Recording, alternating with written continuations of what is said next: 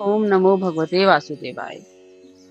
अब हम सुन रहे हैं श्रीमद् भागवत सुधा सागर के चौथे स्कंद का 29वां अध्याय, जिसका नाम है पुरंजनोपाख्यान का तात्पर्य। राजा प्राचीन बहिर ने कहा, भगवन, मेरी समझ में आपके वचनों का अभिप्राय पूरा पूरा नहीं आ रहा है। विवेकी पुरुष ही इतना तात्पर्य समझ सकते हैं, हम कर्म मोही जीव नहीं। श्री नारद जी ने कहा, राजन, पुरंजन नगर का निर्माता जीव है, जो अपने लिए 1, 2, 3, 4 अथवा बहुत पैरों वाला या बिना पैरों का शरीर रूप पुर तैयार कर लेता है। उस जीव का सखा जो अविज्ञात नाम से कहा गया है, वह ईश्वर है, क्योंकि किसी भी प्रकार के नाम, गुण अथवा कर्मों से जीवों को उसका पता नहीं चलता। जीव ने जब सुख दुख रूप सभी प्राकृत विषयों को भोगने की इच्छा की, तब उसने दूसरे शरीरों की अपेक्षा 9 द्वार, 2 हाथ और 2 पैरों वाला मानव देह ही पसंद किया। बुद्धि अथवा अविद्या को ही तुम पुरंजनी नाम की स्त्री जानो।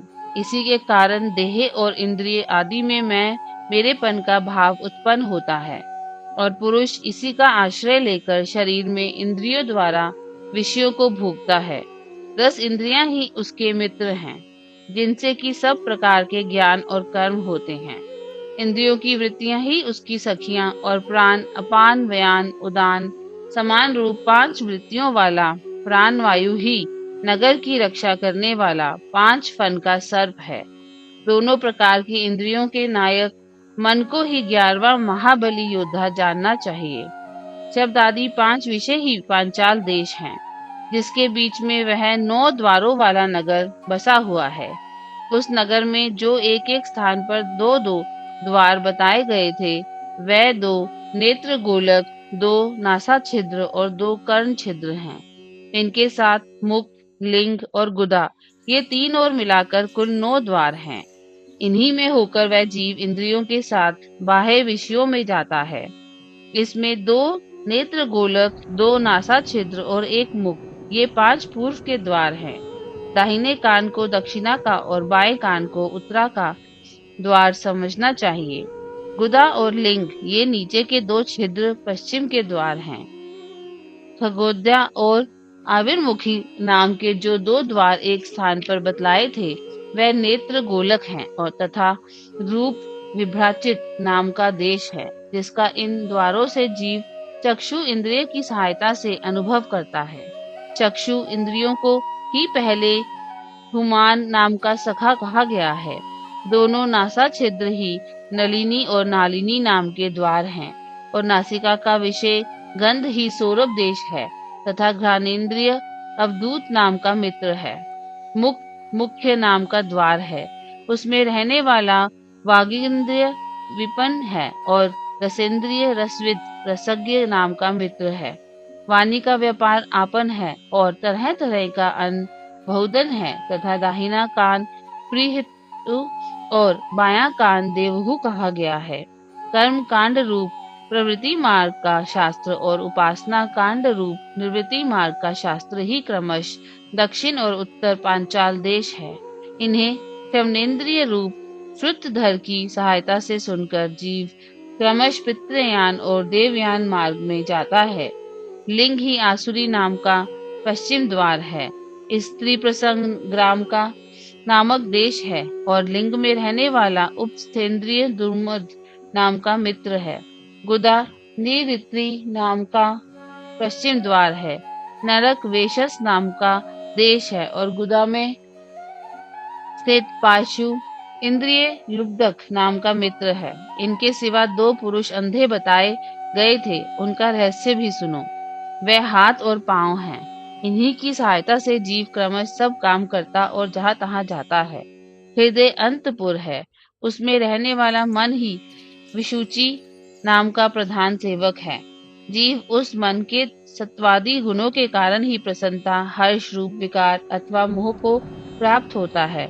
बुद्धि राजमिहिषी पुरंजनी जिस जिस प्रकार स्व प्रभाव में विकार को प्राप्त करती है और जागृत अवस्था में इंद्रियादि को विकृत करती है, उसके गुणों से लिप्त होकर आत्मा भी उसी उसी रूप में उसकी वृत्तियों का अनुकरण करने को बाध्य होता है।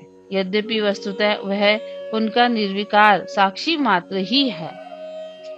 शरीर ही रथ है, उसमें ज्ञानेंद्रिय रूप 5 घोड़े जूते हुए हैं।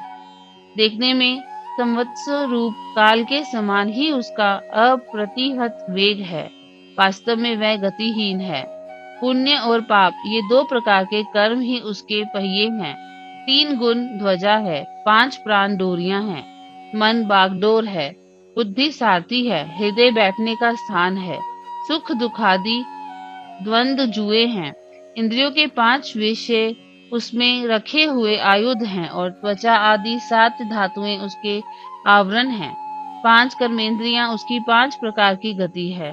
इस रथ पर चढ़कर रथी रूप ये जीव मृग तृष्णा के समान मिथ्या विषयों की ओर दौड़ता है। 11 इंद्रियां उसकी सेना है तथा 5 ज्ञानेंद्रियों के द्वारा उन इंद्रियों के विषयों को अन्याय पूर्वक ग्रहण करना ही उसका शिकार खेलना है। इसके द्वारा काल का ज्ञान होता है, वह संवत्सर ही चंड वेग नामक गंधर्व राज है। उसके अधीन जो 360 गंधर्व बताए गए थे वह दिन है और 360 गंधर्वियां रात्रि हैं। ये बारी बारी से चक्कर लगाते हुए मनुष्य की आयु को हरते रहते हैं। वृद्धावस्था ही साक्षात काल कन्या है, उसे कोई भी पुरुष पसंद नहीं करता। तब मृत्यु रूप यवन राज ने लोक का संहार करने के लिए ही उसे बहिन मानकर स्वीकार कर लिया। आदि मानसिक क्लेश और व्याधि रोग आदि शारीरिक कष्ट ही उस यवन राज के पैदल चलने वाले सैनिक हैं तथा प्राणियों को पीड़ा पहुंचाकर शीघ्र ही मृत्यु के मुख में ले जाने वाला शीत और उष्ण 2 प्रकार का ज्वर ही प्रज्वार नाम का उसका भाई है। इस प्रकार यह देहाभिमानी जीव अज्ञान से आच्छादित होकर अनेक प्रकार के आदि भौतिक, आध्यात्मिक और आदि दैविक कष्ट भोगता हुआ 100 वर्ष तक मनुष्य शरीर में पड़ा रहता है। वस्तुतः तो वह निर्गुण है, किंतु प्राण, इंद्रिय और मन के धर्मों को अपने में आरोपित कर मैं मेरेपन के अभिमान से बंधकर शूद्र विषयों का चिंतन करता हुआ तरह तरह के कर्म करता रहता है। यह यद्यपि स्वयं प्रकाश है, तथापि जब तक सबके परम गुरु आत्म स्वरूप श्री भगवान के स्वरूप को नहीं जानता, तब तक प्रकृति के गुणों में ही बंधा रहता है। उन गुणों का अभिमानी होने से वह विवश होकर सात्विक, राजस और तामस कर्म करता है तथा उन कर्मों के अनुसार भिन्न भिन्न योनियों में जन्म लेता है। वह कभी तो सात्विक कर्मों के द्वारा प्रकाश बहुल सर्वादि लोक प्राप्त करता है, कभी राजसी कर्मों के द्वारा दुखमय रजोगुनी लोकों में जाता है, जहाँ उसे तरह तरह के कर्मों का कलेश उठाना पड़ता है, और कभी तमोगुनी कर्मों के द्वारा शोक बहु तमोमयी योनियों में जन्म लेता है।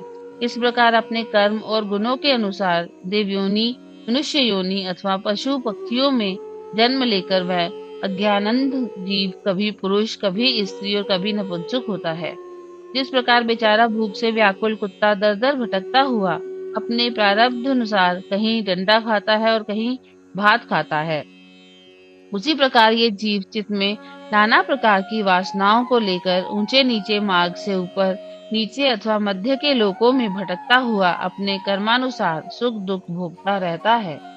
आदि देविक, आदि भौतिक और आध्यात्मिक इन 3 प्रकार के दुखों में से किसी भी एक से जीव का सर्वथा छुटकारा नहीं हो सकता। यदि कभी वैसा जान पड़ता है तो वह केवल तात्कालिक निवृत्ति ही है। वह ऐसी ही है जैसे कोई सिर पर भारी बोझा ढोकर ले जाने वाला पुरुष उसे कंधे पर रख ले। इसी तरह सभी प्रतिक्रिया जाननी चाहिए। यदि किसी उपाय से मनुष्य एक प्रकार के दुख से छुट्टी पाता है तो दूसरा दुख आकर उसके सिर पर सवार हो जाता है। शुद्ध हृदय नरेंद्र जिस प्रकार स्वप्न में होने वाला स्वपांतर उस स्वप्न में सर्वथा छूटने का उपाय नहीं है, उसी प्रकार कर्म फल भोग से सर्वथा छूटने का उपाय केवल कर्म नहीं हो सकता, क्योंकि कर्म और कर्म फल भोग दोनों ही अविद्या युक्त होते हैं। जिस प्रकार स्वप्नावस्था में अपने मनोमय लिंग शरीर से विचरने वाले प्राणी को स्वप्न के पदार्थ न होने पर भी भासते हैं, उसी प्रकार ये दृश्य पदार्थ वस्तुतः न होने पर भी जब तक ज्ञान निद्रा नहीं टूटती बने ही रहते हैं और जीव को जन्म मरण रूप संसार से मुक्ति नहीं मिलती। राजन, जिस अविद्या के कारण परमार्थ स्वरूप आत्मा को ये जन्म मरण रूप अनर्थ परंपरा प्राप्त हुई है, उसकी निवृत्ति गुरु स्वरूप श्री हरि में सुदृढ़ भक्ति होने पर हो सकती है। भगवान वासुदेव में एकाग्रता पूर्वक सम्यक प्रकार से किया हुआ भक्ति भाव ज्ञान और वैराग्य का आविर्भाव कर देता है। राजश्री, ये भक्ति भाव भगवान की कथाओं के आश्रित रहता है, इसलिए जो श्रद्धा पूर्वक उन्हें प्रतिदिन सुनता या पढ़ता है उसे बहुत शीघ्र इसकी प्राप्ति हो जाती है। राजन, जहाँ भगवत गुणों को कहने और सुनने में तत्पर विशुद्ध चित्त भक्तजन रहते हैं, उस साधु समाज में सब और महापुरुषों के मुख से निकले हुए श्रीमद् सूदन भगवान के चरित्र रूप शुद्ध अमृत की अनेकों नदियां बहती रहती हैं। जो लोग अतृप्त चित्त से श्रवण में तत्पर अपने कर्ण कुहरों द्वारा उस अमृत का छक्कर पान करते हैं, उन्हें भूख प्यास भय शोक और मोह आदि कुछ भी बाधा नहीं पहुंचा सकता। हाय, स्वभावतः प्राप्त होने वाले इन क्षुधा पिपासादि विघ्नों से सदा घिरा हुआ जीव समुदाय श्री हरि के कथामृत सिंधु से प्रेम नहीं करता। साक्षात प्रजापतियों के पति ब्रह्मा जी, भगवान शंकर, स्वयंभू मनु, दक्षादि प्रजापतिगण, सनकादि नैष्ठिक ब्रह्मचारी, मरीचि, अत्रि, अरिंगा, पुलस्य, पुलह, क्रतु, भृगु, वशिष्ठ और मैं, ये जितने ब्रह्मवादी मुनिगण हैं, समस्त वाणमय के अधिपति होने पर भी तब उपासना और समाधि के द्वारा ढूंढ ढूंढ कर हार गए, फिर भी उस सर्व साक्षी परमेश्वर को आज तक न देख सके। वेद भी अत्यंत विस्तृत हैं, उसका पार पाना हंसी खेल नहीं है। अनेकों महानुभाव उसकी आलोचना करके मंत्रों में बताए हुए वज्र हस्तवादी गुणों से युक्त इंद्रादि देवताओं के रूप में भिन्न भिन्न कर्मों के द्वारा यद्यपि उस परमात्मा का ही यजन करते हैं, तथापि उसके स्वरूप को वह भी नहीं जानते। हृदय में बार बार चिंतन किए जाने पर भगवान जिस समय जिस जीव पर कृपा करते हैं, उसी समय वह लौकिक व्यवहार एवं वैदिक कर्म मार्ग की बद्धमूल आस्था से छुट्टी पा जाता है। बहिष्मन, तुम इन कर्मों में परमार्थ बुद्धि मत करो, ये सुनने में ही प्रिय जान पड़ते हैं, परमार्थ का तो स्पर्श भी नहीं करते। ये जो परमार्थवत दिख पड़ते हैं, इसमें केवल अज्ञान ही कारण है। जो मलिनमती कर्मवादी लोग वेद को कर्म परक बताते हैं, वे वास्तव में उसका मर्म नहीं जानते। इसका कारण यही है कि वे अपने स्वरूपभूत लोक को नहीं जानते, जहाँ साक्षात श्री जनार्दन भगवान विराजमान है। पूर्व की ओर अग्र भाग वाले कुशाओं से संपूर्ण भूमंडल को आच्छादित करके अनेकों पशुओं का वध करने से तुम बड़े कर्माभिमानी और उद्यत हो गए हो, किंतु वास्तव में तुम्हें कर्म या उपासना किसी के भी रहस्य का पता नहीं है। वास्तव में कर्म तो वही है जिससे श्री हरि को प्रसन्न किया जा सके, और विद्या भी वही है जिससे भगवान में चित्त लगे। श्री हरि संपूर्ण देहधारियों की आत्मा, नियामक और स्वतंत्र कारण है, अतः उनके चरण तल ही मनुष्यों के एकमात्र आश्रय हैं, और उन्हीं से संसार में सबका कल्याण हो सकता है, जिससे किसी को अनुमात्र भी भय नहीं होता। वही उसका प्रियतम आत्मा है। ऐसा जो पुरुष जानता है वही ज्ञानी है, और जो ज्ञानी है वही गुरु एवं साक्षात श्री हरि है। श्री नारद जी कहते हैं, पुरुष श्रेष्ठ, यहाँ तक जो कुछ कहा गया है उससे तुम्हारे प्रश्न का उत्तर हो गया। अब मैं एक भली भांति निश्चित किया हुआ गुप्त साधन बताता हूँ, ध्यान देकर सुनो। पुष्प वाटिका में अपनी हरिणी के साथ विहार करता हुआ एक हरिण मस्त घूम रहा है। वह दूब आदि छोटे छोटे अंकुरों को चर रहा है। उसके कान भोरों के मधुर कुंजार में लग रहे हैं। उसके सामने ही दूसरे जीवों को मारकर अपना पेट पालने वाले भेड़िए ताक लगाए खड़े हैं और पीछे से शिकारी व्याध ने बीधने के लिए उस पर बांध छोड़ दिया है, परंतु हरिण इतना बेसुध है कि उसे इसका कुछ भी पता नहीं है। एक बार इस हरिणी की दशा पर विचार करो। राजन, इस रूप का आशय सुनो। यह मृत प्राय हरिण तुम ही हो। तुम अपनी दशा पर विचार करो। पुष्पों की तरह ये स्त्रियां केवल देखने में सुंदर हैं। इन स्त्रियों के रहने का घर ही पुष्प वाटिका है। इसमें रहकर तुम पुष्पों के मधु और गंध के समान शूद्र सकाम कर्मों के फल रूप जीव और जनेंद्रियों को प्रिय लगने वाले भोजन तथा स्त्री संग आदि तुच्छ भोगों को ढूंढ रहे हो। स्त्रियों से घिरे रहते हो और अपने मन को तुमने उन्हीं में फंसा रखा है। स्त्री पुरुष का मधुर भाषण ही भौरों का मधुर गुंजार है।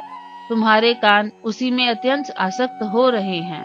सामने ही भेड़ियों के झुंड के समान काल के अंश दिन और रात तुम्हारी आयु को हर रहे हैं, परंतु तुम उनकी कुछ भी परवाह ना कर गृहस्थी के सुखों में मस्त हो रहे हो। तुम्हारे पीछे गुपचुप लगा हुआ शिकारी काल अपने छिपे हुए बाण से तुम्हारे हृदय को दूर से ही बींध डालना चाहता है। इस प्रकार अपने को मृग की सी स्थिति में देखकर तुम अपने चित्त को हृदय के भीतर निरुद्ध करो और नदी की भांति प्रवाहित होने वाली श्रवणेन्द्रिय की ब्रह्म वृत्ति को चित्त में स्थापित करो। जहाँ कामी पुरुषों की चर्चा होती रहती है, उस गृहस्थ आश्रम को छोड़कर परम हंसों के आश्रय श्री हरि को प्रसन्न करो और क्रमशः सभी विषयों से विरत हो जाओ। राजा प्राचीन बहिर ने कहा, भगवान, आपने कृपा करके मुझे जो उपदेश दिया उसे मैंने सुना और उस पर विशेष रूप से विचार भी किया। मुझे कर्म का उपदेश देने वाले इन आचार्यों को निश्चय ही इसका ज्ञान नहीं है। यदि ये इस विषयों को जानते तो मुझे इसका उपदेश क्यों ना करते। विप्रवर, मेरे उपाध्यायों ने आत्म तत्व के विषय में मेरे हृदय में जो महान संयश खड़ा कर दिया था, उसे आपने पूरी तरह से काट दिया। इस विषय में इंद्रियों की गति न होने के कारण मंत्र दृष्टा ऋषियों को भी मोह हो जाता है। वेदवादियों का कथन जगह जगह सुना जाता है कि पुरुष इस लोक में जिसके द्वारा कर्म करता है, उस स्थूल शरीर को यहीं छोड़कर परलोक में कर्मों से ही बने हुए दूसरी देह से उनका फल भोगता है। किंतु ये बात कैसे हो सकती है, क्योंकि उन कर्मों का कर्ता स्थूल शरीर तो यही नष्ट हो जाता है। इसके सिवा जो जो कर्म यहाँ किए जाते हैं, वह तो दूसरे ही क्षण में अदृश्य हो जाते हैं। वह परलोक में फल देने के लिए किस प्रकार पुनः प्रकट हो सकते हैं। श्री नारद जी ने कहा, राजन, स्थूल शरीर तो लिंग शरीर के अधीन है, अतः कर्मों का उत्तरदायित्व उसी पर है। जिस मन प्रधान लिंग शरीर की सहायता से मनुष्य कर्म करता है, वह तो मरने के बाद भी उसके साथ रहता ही है। अतः वह परलोक में अपरोक्ष रूप से स्वयं उसी के द्वारा उनका फल भोगता है। स्वप्रभावावस्था में मनुष्य इस जीवित शरीर का अभिमान तो छोड़ देता है, किंतु इसी के समान अथवा इससे भिन्न प्रकार के पशु पक्षी आदि शरीर से वह मन में संस्कार रूप से स्थित कर्मों का फल भोगता रहता है। इस मन के द्वारा जीव जिन स्त्री पुत्रादि को ये मेरे हैं और देहादि को ये मैं हूँ ऐसा वह कहकर मानता है, उनके किए हुए पाप पुण्यादि रूप कर्मों को भी ये अपने ऊपर ले लेता है और उनके कारण इसे व्यर्थ ही फिर जन्म लेना पड़ता है। जिस प्रकार ज्ञानेंद्रिय और कर्मेंद्रिय दोनों की चेष्टाओं से उनके प्रेरक चित्त का अनुमान किया जाता है, उसी प्रकार चित्त की भिन्न भिन्न प्रकार की वृत्तियों से पूर्व जन्म के कर्मों का भी अनुमान होता है। कभी कभी देखा जाता है कि जिस वस्तु का इस शरीर से कभी अनुभव नहीं किया, जिसे ना कभी देखा ना सुना ही, उसका स्वप्न में वह जैसी होती है वैसा ही अनुभव हो जाता है। राजन, तुम निश्चय मानो कि लिंग देह के अभिमानी जीव को उसका अनुभव पूर्व जन्म में हो चुका है, क्योंकि जो वस्तु पहले अनुभव की हुई नहीं होती उसकी मन में वासना भी नहीं हो सकती। राजन, तुम्हारा कल्याण हो। मन ही मनुष्य के पूर्व रूपों को तथा भावी शरीर आदि को भी बता देता है, और जिनका भावी जन्म होने वाला नहीं होता, उन तत्ववेत्ताओं की विदेह मुक्ति का पता भी उनके मन से ही लग जाता है। कभी कभी स्वप्न में देश, काल अथवा क्रिया संबंधी ऐसी बातें भी देखी जाती हैं जो पहले कभी देखी या सुनी नहीं गई। इनके दिखने में निद्रा दोष को ही कारण मानना चाहिए। मन के सामने इंद्रियों से अनुभव होने योग्य पदार्थ ही भोग रूप में बार बार आते हैं और भोग समाप्त होने पर चले जाते हैं। ऐसा कोई पदार्थ नहीं आता जिसका इंद्रियों से अनुभव ही न हो सके। इसका कारण यही है कि सब जीव मन सहित हैं। साधारणतया जो सब पदार्थों का क्रमश ही भान होता है, किंतु यदि किसी समय भगवच्चिंतन में लगा हुआ मन विशुद्ध सत्व में स्थित हो जाए, तो उसमें भगवान का संसर्ग होने से एक साथ समस्त विश्व का भी भान हो जाता है। जैसे राहु दृष्टि का विषय न होने पर भी प्रकाशात्मक चंद्रमा के संसर्ग से दिखने लगता है। राजन, जब तक गुणों का परिणाम एवं बुद्धि, मन, इंद्रिय और शब्दादि विषयों का संघात ये अनादि लिंग देह बना हुआ है, तब तक जीव के अंदर स्थूल देह की प्रति मैं मेरा इस भाव का अभाव नहीं हो सकता। सुषुप्ति, मूर्छा, अत्यंत दुख तथा मृत्यु और तीव्र ज्वार आदि के समय भी इंद्रियों की व्याकुलता के कारण मैं और मेरेपन की स्पष्ट प्रतीति नहीं होती, किंतु उस समय भी उनका अभिमान तो बना ही रहता है। जिस प्रकार अमावस्या की रात्रि में चंद्रमा रहते हुए भी दिखाई नहीं देता, उसी प्रकार युवावस्था में स्पष्ट प्रतीत होने वाला ये एकादश इंद्रिय विशिष्ट लिंग शरीर गर्भावस्था और बाल्यकाल में रहते हुए भी इंद्रियों का पूर्ण विकास न होने के कारण प्रतीत नहीं होता। जिस प्रकार स्वप्न में किसी वस्तु का अस्तित्व न होने पर भी जागे बिना स्वप्न जनित अनर्थ की निवृत्ति नहीं होती, उसी प्रकार सांसारिक वस्तुएं यद्यपि असत हैं, तो भी अविद्यावश जीव उनका चिंतन करता रहता है। इसलिए उसका जन्म मरण रूप संसार से छुटकारा नहीं हो पाता। इस प्रकार पंचतंत्र मात्राओं से बना हुआ तथा 16 तत्वों के रूप में विकसित ये त्रिगुणमय संघात ही लिंग शरीर है। यही चेतना शक्ति से युक्त होकर जीव कहा जाता है। इसी के द्वारा पुरुष भिन्न भिन्न देहों को ग्रहण करता और त्यागता है तथा इसी से उसे हर्ष, शोक, भय, दुख और सुख आदि का अनुभव होता है। जिस प्रकार जोंक जब तक दूसरे तृण को नहीं पकड़ लेती, जब तक पहले को नहीं छोड़ती, उसी प्रकार जीव मरण काल उपस्थित होने पर भी जब तक देहारंभ कर्मों की समाप्ति होने पर दूसरा शरीर प्राप्त नहीं कर लेता, तब तक पहले शरीर के अभिमान को नहीं छोड़ता। राजन, ये मन प्रधान लिंग शरीर ही जीव के जन्मादि का कारण है। जीव जब इंद्रिय जनित भोगों का चिंतन करते हुए बार बार उन्हीं के लिए कर्म करता है, तब उन कर्मों के होते रहने से अविद्यावश यह देहादि के कर्मों में बंध जाता है। अतएव उस कर्म बंधन से छुटकारा पाने के लिए संपूर्ण विश्व को भगवत रूप देखते हुए सब प्रकार श्री हरि का भजन करो। उन्हीं से इस विश्व की उत्पत्ति और स्थिति होती है तथा उन्हीं में लय होता है। श्री मैत्रेय जी कहते हैं, विदुर जी, भक्त श्रेष्ठ श्री नारद जी ने राजा प्राचीन ब्रही को जीव और ईश्वर के स्वरूप का दिग् दर्शन कराया। फिर वह उनसे विदा लेकर सिद्ध लोक को चले गए। तब राजश्री प्राचीन ब्रही भी प्रजा पालन का भार अपने पुत्रों को सौंपकर तपस्या करने के लिए कपिलाश्रम को चले गए।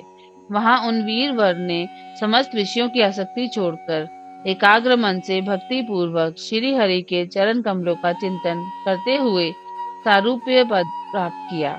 निष्पाप विदुर जी, देव ऋषि नारद के परोक्ष रूप से कहे हुए इस आत्मज्ञान को जो पुरुष सुनेगा या सुनाएगा, वह शीघ्र ही लिंग देह के बंधन से छूट जाएगा।